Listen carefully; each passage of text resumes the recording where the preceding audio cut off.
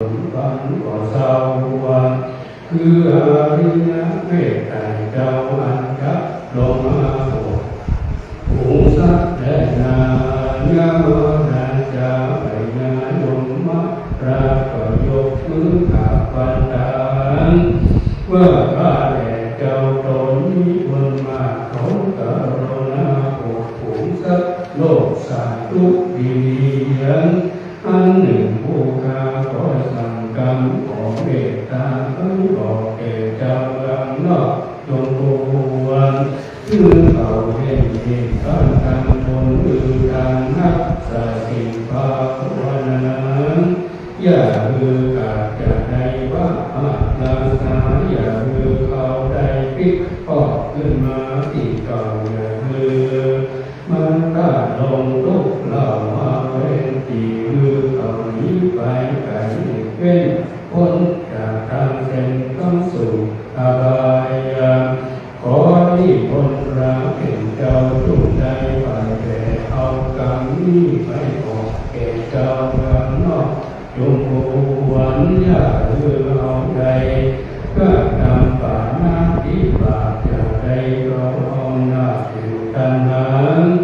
มีใจดวงกลางโลกธรรมของท่านอย่าเล่นจากหัวพิษปวดจะเมียแห่งตนอย่าทุไล่กรรมตนกรรมตนอย่าน้ำเราโลกอย่าเอาวันอย่าวันเก่าดาที่ที่พังอย่าได้ใจหำดาพ่อที่แม่อย่าได้ทักไม่สลีมหาโพธิ์อย่าได้มั่งเที่ยวโกงเจดีย์อย่ากระทำให้เกิดพิษทุกนี้กระทำมือเลือดทิ้งแห่งพระเจ้าออกจูงฟังกันพระก็คือเป็นอิตาลุอิตาฟังกันมันพิจารณาจำเริญเมตตาภาวนายังเทวตุตังหาก็จะได้เป็นบุญไปแก่การนำไปสู่จันทร์ฟ้าและเนรบานขอนิพนธ์ท่านหนึ่งเจ้านำเอาความนี้ไปบอกแก่ผู้เจ้าเมืองนอกจงโอที่เจอที่โรอันวามาเทเทระเทพามาลายโตองหาได้ยินคำสั่งพญาลงมาราชาเจ้าก็มีเสด็จมาโดยลุ่งอากาศก็มาถึงอาวาสพิพันธ์ตนเดินว่าดุลมาออกสู่เจ้าโปรดมาถึงเจ้าก็มาคือเอาเงินบาทมุงห่มผ้าขาดพระรีบนตนแล้วเสด็จผลไปสู่บ้านโอจักการอันเป็นที่เคยเอาเก่าหินที่บาในอาวาสเกียงติหันแลมโนสารว่าคุณทั้งหลายในวันนั้นเขาก็เป่าพบถึงกันว่าดุรังเอามีใจดังหลายวัดที่กันมาเป็นเทระเจ้าต้นก็เข้ามาเมตตาจุงพากันอาสังใส่บาตรผู้คนก่อพระธนา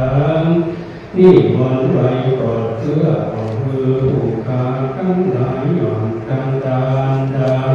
หญิงกันลูกหลานเจ้าวันเขาก็ออกปากอันดีวันเขาก็ยอมยกเขาใส่บาตรอยู่ในฮัตตาบาตตามวินัยของแล้วผู้จักรองฉลาดก็มา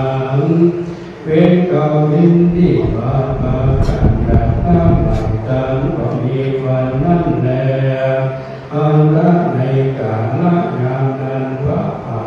เห็นเทนักเจ้าวันโตลงอาก็มาด้วยโอกาสเย็นเจ้าวันดุราอุปาสกะอุปาสิกาเวยอุปากันดาวังยังกังเอากาถามที่เอาวันได้อาเก่ากันสังวาหาเอกคงสัตตาเพศใจอันอยู่ในมอนาอกใหญ่น้อยต่อหูกี่ร้อยกี่หมื่นกี่แสนดาวยังมีมาเหลือแลเขาก็ฟังกัน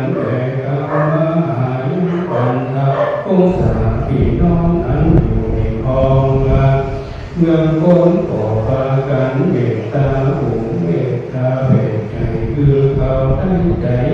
ไปจนบานดาคือมีถุงสัตตาขันหนักสาเสียงบางคำใหญ่ขาเมื่อใดสัตว์บาดจากน้ำไปหางหูสัตตาเป็นไงคือเขาได้ยีบพ้นเถิด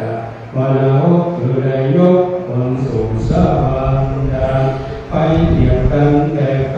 ทนกันใต้หินตาหรือใดไปปูจาที่วิเศษคือว่าพระเกศแก้วทุลามณียาสารีมหาการคือใดขาดทุกวันเต็มแต่เดินวันนั้นแล้วส่วนว่าเทนเทระเตพระมาลัยเจ้ากันกับสั่งมือมนุษย์สากันเจ้าตัวโคทาวีสนั้นแล้วก็กากับแก้วไปสู่ภาวะแห่งตนก็มีวันนั้นแล้วตั้งแต่วันนั้นไปมาส่วนอันว่าคนทั้งหลายก็พากันเว้นจากกรรมมาพักกันหรือว่าออกตามป่านั้นที่บ้านบอกข้าสักนาคงกันเล่นทุกบ่ทุกไรหลอกลวงไผ่บ่เดินกินสุราเมื่อไรเต้าแต่ทำกรรมอันนี้มีตนว่าคือการสิ้นเมตตาภาวนาไปบอกขาดปากันไปว่าจากนั้นตามไปหายังคงสัตตาโมเปเกือคือเก่าในพ้นเสียจากเอกอาไว้ในวันนั้นแล้วนี่พิจารณาเก่าแก้ไขยังหมาเห็นเทมาเทพอะไรจะลบก็บางคงสมเล็จสละเด็จเสร็จแล้วเก่ามีก่อนแล้วสาธุการแสดงพระสัทธรรมเทศนาโดยหลวงพ่อท่านพระมหาอินทร์จันทุเรศโกรองเจ้าคณะอำเภอเมืองลำปางได้มีเมตตาแสดงธรรมจบสิ่งเป็นที่เรียบร้อย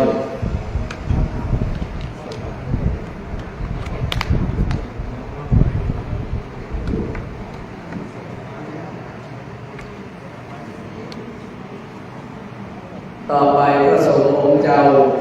สี่รูปจะได้สวดพระอภิธรรมซึ่งหลวงพ่อท่านพระมหาอินทร์จันทพุเนศโกก็จะมาเป็นประธานในการนำสวดขอนิมนต์ท่านพระมหาธรรมธีรปัญโยเจ้าอาวาสวัดพระธรรมมหาพลได้จุดธูปเทียนบูชาพระอภิธรรม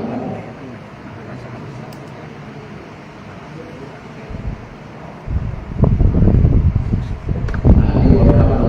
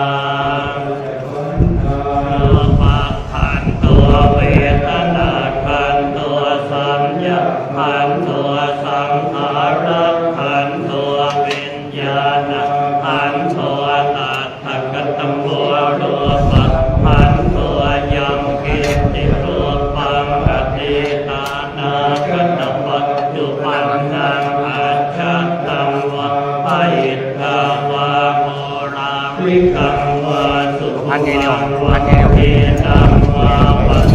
ตังวะยังตุเรวะสันติเกวะตัสเสกัจจังอภิสัญญุหิตวะอภิสังกิปิตวะอัญญังปุจจติรูปังพันโตอาสังฆาหัวสังฆยิเตนะอาสังฆยิตังอาสังฆยิเตนะสังฆยิตังสังฆยิเตนะสังฆยิตังอาสังฆยิเตนะอาสังฆยิตังสัมปโยโคเวปโยโคสัมปโยเตนะเวปโยตังเวปโยเตนะสัมปโยตังอาสังฆยิตังขันธปัญญติอายตนะปัญญติธาตุปัญญติสัจจปัญญติอินทริยปัญญติบุคคลปัญญติกิตตาวตาบุคคลานังบุคคลปัญญติสมัยวิมุตโตอสมัยวิมุตโตกุปธรรมโมอกุปธรรมโมปริหารธรรมโมอปริหารธรรมโมเจตนาคัมโม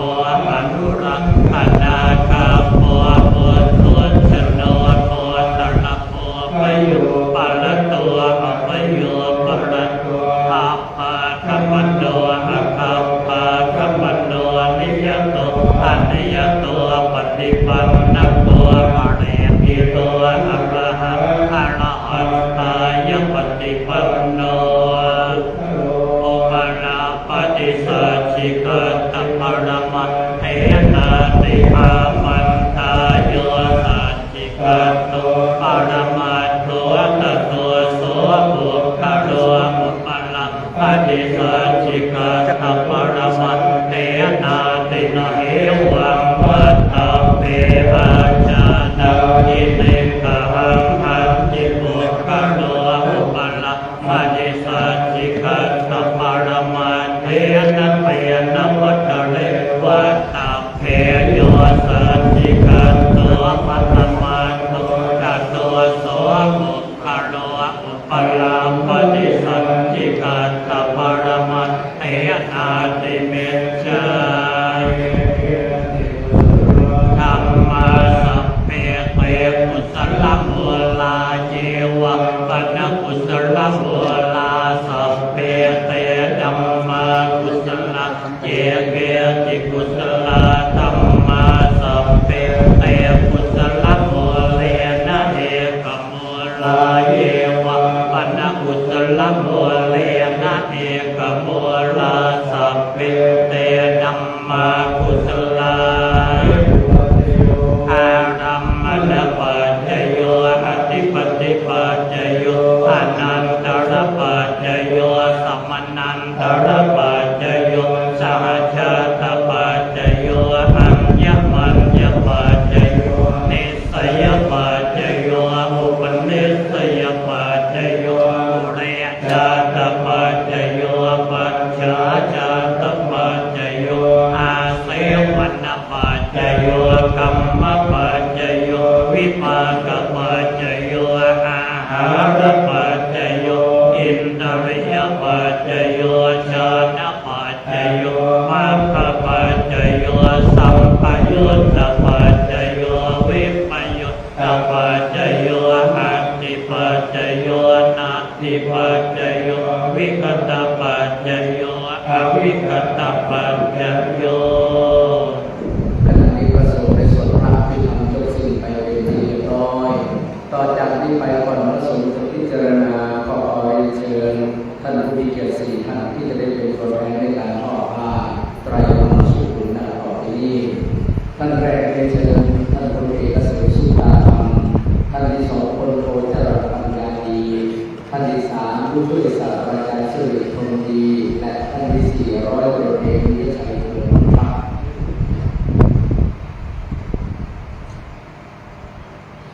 ข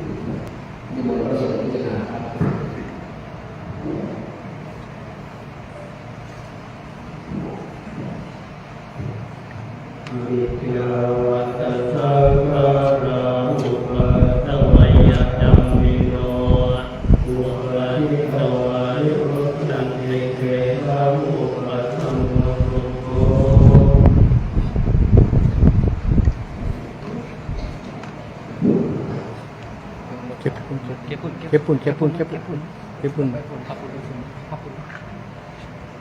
กำมั้ยเนี่ย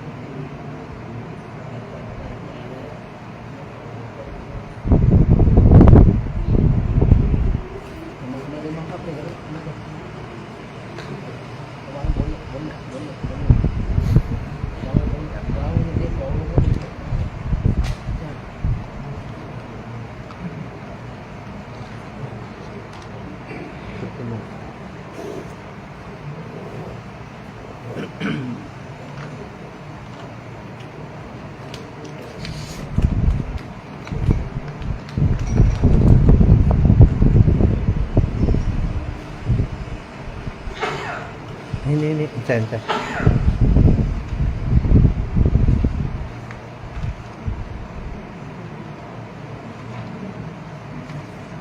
เพ่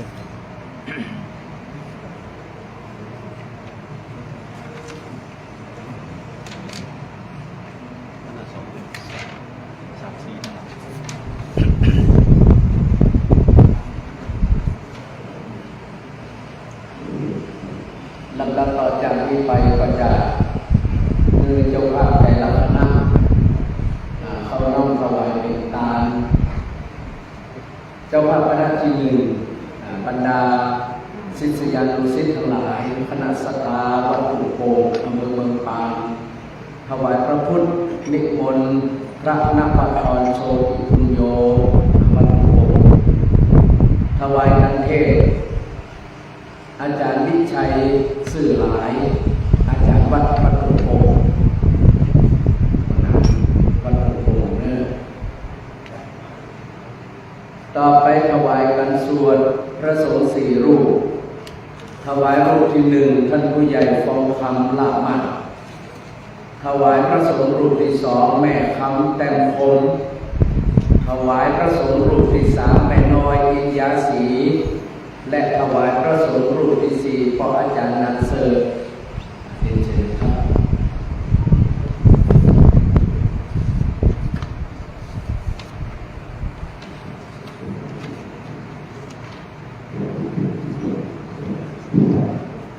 ใจลูกใจพาน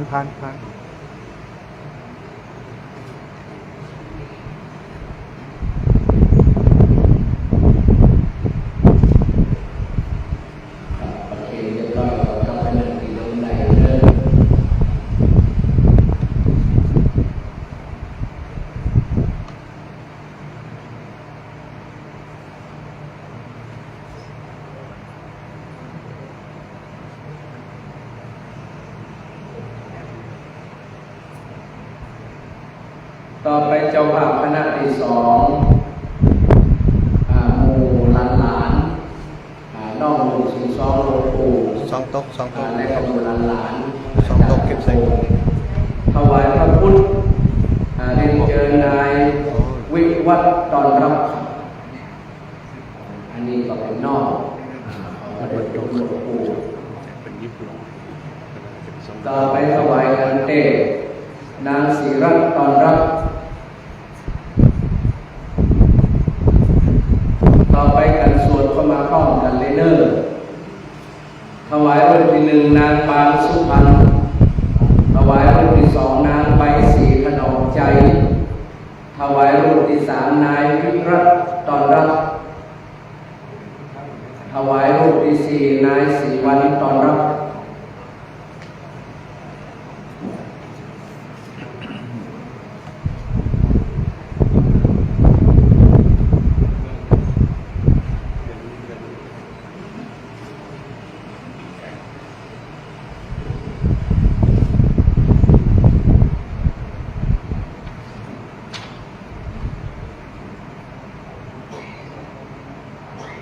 ที่ 3จะมีชนพระมหาวิทยาลัยกินจ้ะวัน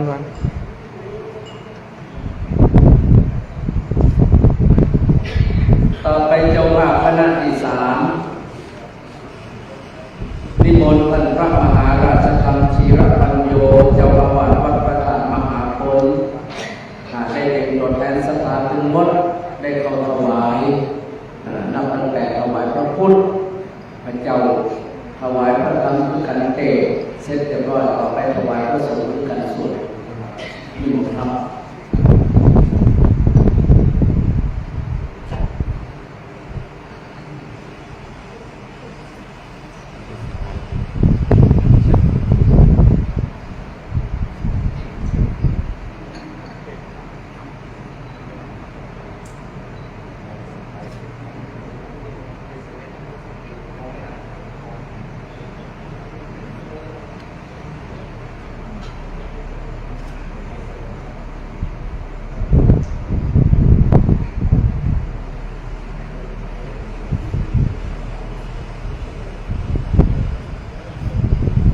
ต่อไปเจ้าภาพคณะที่สี่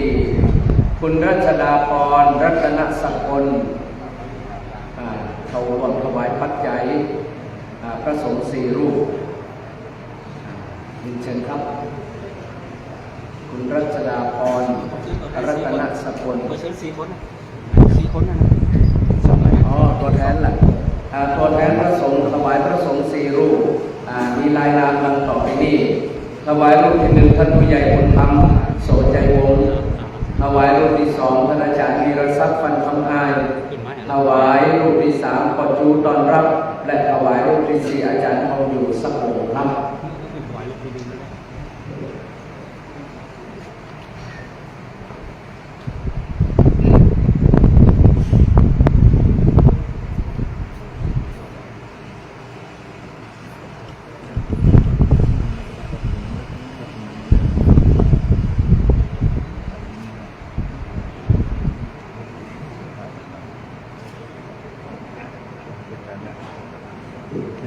ขณะนี้การถวายปัจจัยไทยธรรมกันเอกกันส่วนเป็นสี่เจ้าภาพสี่คณะภายในเสร็จสิ้นเรียบร้อยท่านไหนมีน้ำก็เตรียมขวดน้ำเริ่มต่อจากนี้ไปเขาจะได้ที่กลักษณะองค์ไปถวายที่ตั้งองค์วิญญาณพระเดชพระคุณหลวงปู่ท่านเจ้าคุณราชยานายกพระสงฆ์ทั้งนั้นอนุโมทนาครับ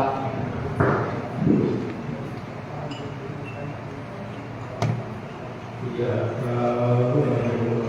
าปุราปุริปุเรนติสาคารังเอวะเมวะอิโตทินังเกตานังอุปาสติอิจิตังปฏิตังตุมหังสุปเมวะตุตุสัพเพปุเรนโตสังกปาจันโทปะนะโตยะถามณิโตติระโต